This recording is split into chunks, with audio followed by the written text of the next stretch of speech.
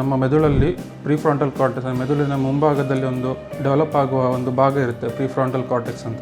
So ಈ ಏಜಲ್ಲಿ especially 15-16 years ಇರುವಾಗ ಪ್ರಿಫ್ರಾಂಟಲ್ cortex ಅದು ಡೆವಲಪ್ ಆಗುವ ಸ್ಟೇಜಲ್ಲಿ ಇರುತ್ತೆ. ಸೊ ಆ ಟೈಮಲ್ಲಿ ಸೋಷಿಯಲ್ ಮೀಡಿಯಾದಲ್ಲಿ ತುಂಬ ನಾವು ಯೂಸ್ ಮಾಡಿದರೆ ಸೊ ಅದು ಗಮನ ಎಲ್ಲ ಸೋಷಿಯಲ್ ಮೀಡಿಯಾ ಕಡೆ ಹೋಗುತ್ತೆ. ಸೊ ಆ ಟೈಮಲ್ಲಿ ನಮ್ಮದು ಡಿಸಿಷನ್ ಮೇಕಿಂಗ್ ಕೆಪಾಸಿಟಿಯಲ್ಲಿ ಸ್ವಲ್ಪ ಪ್ರಾಬ್ಲಮ್ಸ್ ಆಗಿ ಕಂಡು ಬರುತ್ತದೆ ಇನ್ನು ಫ್ಯೂಚರಲ್ಲಿ.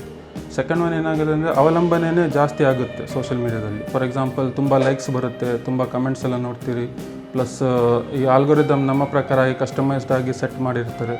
ಸೊ ಅದನ್ನು ನೋಡಿ ಇನ್ನೂ ಸೋಷಿಯಲ್ ಮೀಡಿಯಾ ಯೂಸ್ ಮಾಡುವಂಥ ನಮಗೆ ಆಸಕ್ತಿ ಬರುತ್ತೆ, ಅದರಿಂದ ಅವಲಂಬನೆ ಜಾಸ್ತಿ ಆಗುತ್ತೆ. ಮೂರನೇದೇನೆಂದರೆ ಆತ್ಮ ಗೌರವದ ಲಕ್ಷಣಗಳು ಕಮ್ಮಿ ಆಗುತ್ತೆ. ಸೊ ಅದಂದರೆ ಲೋ ಸೆಲ್ಫ್ ಎಸ್ಟೀಮ್ ಅಂತಾರೆ. ಸೊ ಯೂಶ್ವಲಿ ನಾವು ಈ ಸೋಷಿಯಲ್ ಮೀಡಿಯಾದಲ್ಲಿ ನೋಡುವಾಗ ತುಂಬ ಫ್ಯಾನ್ಸಿ ಲೈಫ್ ನೋಡ್ತೇವೆ, ತುಂಬ ಸೆಲೆಬ್ರಿಟಿ ಲೈಫ್ ನೋಡ್ತೇವೆ. ಸೊ ಈ ಲೈಫ್ ನಮಗೆ ಯಾಕೆ ಇಲ್ಲ ಅಂತ ಆ ಥರ ಹೇಳಿ ಅದು ಲೋ ಸೆಲ್ಫ್ ಎಸ್ಟೀಮ್ ಸ್ಟಾರ್ಟ್ ಆಗುತ್ತೆ. ಸೊ ಅದರಿಂದ ಆತಂಕ, ಡಿಪ್ರೆಷನ್ ಎಲ್ಲ ಶುರುವಾಗುತ್ತದೆ. ಕೆಲವು ಕೇಸಸ್ ನೋಡಿದ್ದೇವೆ, ನಾವು ತುಂಬ ಸೋಷಿಯಲ್ ಮೀಡಿಯಾ ಯೂಸ್ ಮಾಡುವಾಗ ನಿದ್ರೆ ಸಮಸ್ಯೆಗಳು ಕಂಡು ಬರುತ್ತದೆ, ಎಸ್ಪೆಷಲಿ ಮಕ್ಕಳಲ್ಲಿ. ಇನ್ನೊಂದು ಆಸ್ಪೆಕ್ಟ್ ಏನಂದರೆ ಸೈಬರ್ ಬುಲ್ಲಿಂಗ್, ಸೈಬರಲ್ಲಿ ಹರಾಸ್ಮೆಂಟ್ ಆಗೋದು ಚಾನ್ಸಸ್ ಜಾಸ್ತಿ ಇರುತ್ತೆ.